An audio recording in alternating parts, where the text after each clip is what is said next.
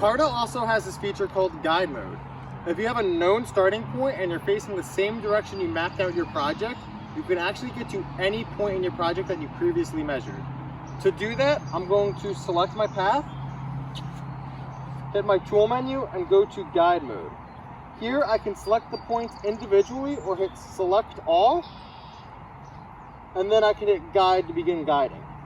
On the screen, you're going to see my starting point light up, and it's going to have orange arrows.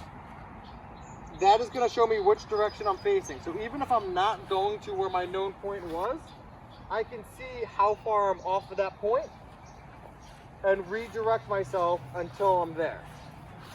So as I start to get closer, it'll start to beep. And then once I'm there, I can select next point and continue on to my project.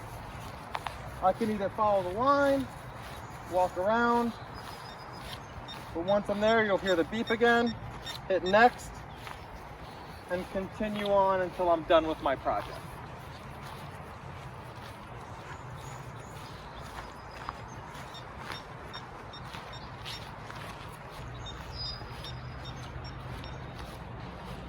And then know where every single point of my project is, and I can remark it.